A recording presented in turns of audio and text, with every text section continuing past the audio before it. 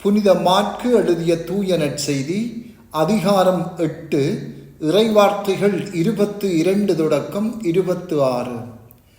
அக்காலத்தில் இயேசுவும் சீடர்களும் பெத்சாய்தா வந்தடைந்தார்கள். அப்பொழுது சிலர் பார்வையற்ற ஒருவரை இயேசுவிடம் கொண்டு வந்து அவரை தொடும்படி வேண்டினர். அவர் பார்வையற்றவரது கையை பிடித்து ஊருக்கு வெளியே அழைத்துச் சென்றார். அவருடைய விழிகளில் உமிழ்ந்து கைகளை அவர் மேல் வைத்து ஏதாவது தெரிகிறதா என்று கேட்டார்.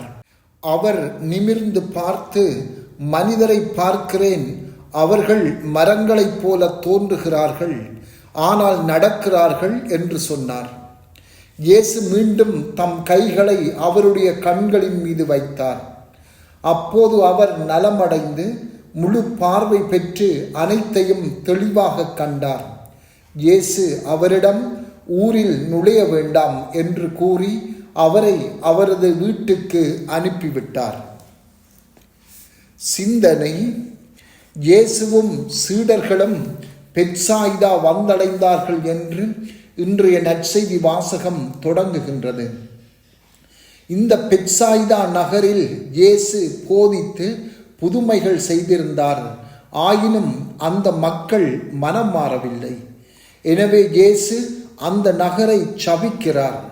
பெத்சாய்தா நகரே, ஐயோ உனக்கு கேடு!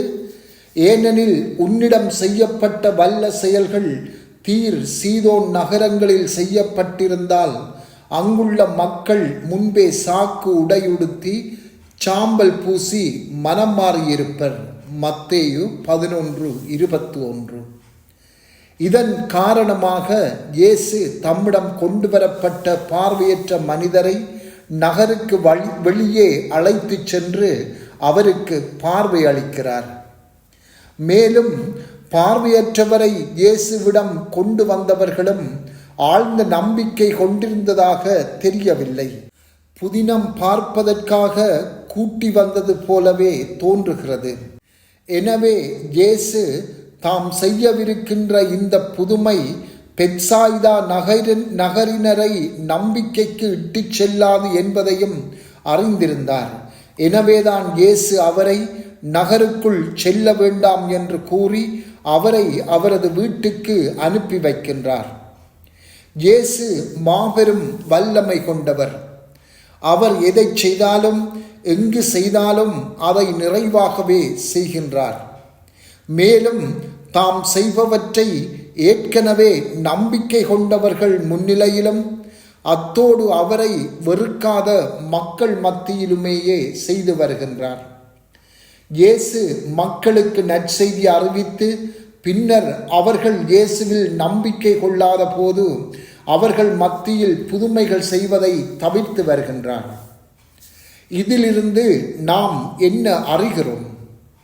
முதலில் இயேசுவில் நம்பிக்கை கொள்ள வேண்டும். அதைத் தொடர்ந்து அவரது வல்லமை எந்தவித தடையுமின்றி பாய்ந்து வரும். இறைவார்த்தையின் அருள் எல்லோருக்கும் அளிக்கப்படுகிறது என்பது உண்மையே. இறைவார்த்தை விதை எல்லாருடைய உள்ளங்களிலும் விதைக்கப்படுகிறது. ஆயினும் இறைவார்த்தையை கொடுப்பது என்பது ஒன்று, ஆண்டவரின் மாபெரும் வல்லமையை கொடுப்பது என்பது இன்னொன்று. இரண்டும் ஒன்றல்ல. ஆண்டவரின் மாபெரும் வல்லமையை பெற்றுக்கொள்வதற்கான ஒரே ஒரு வழி நற்செய்தியை ஏற்றுக்கொள்வதாகும், அதை நம்புவதாகும்.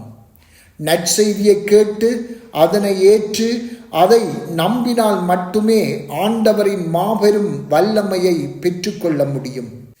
ஆண்டவரின் மாபெரும் வல்லமையை ஒரு புதுமைக்குள் அடக்கிவிட முடியாது. கண்ணாலே நாம் பார்க்கக்கூடிய புதுமைகள் இயேசு இம்மண்ணில் வாழ்ந்தபோது இடம்பெற்றது போல இன்று இடம்பெறுவதில்லை. ஆனால் அவருடைய மாபெரும் வல்லமை இன்று மத்தியில் செயலாற்றிக் கொண்டே இருக்கின்றது.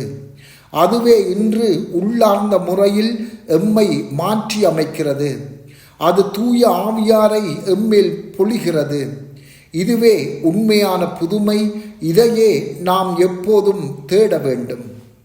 நாம் இறைவார்த்தையை தேடுகின்றவர்களாக இருக்கின்றோமா அல்லது புதுமைகளை தேடுகின்றவர்களாக இருக்கின்றோமா? செபம். ஆண்டவரே, உமது வார்த்தையை கேட்டு அதில் நம்பிக்கை கொள்ள அருள் தாரும். ஆமென்.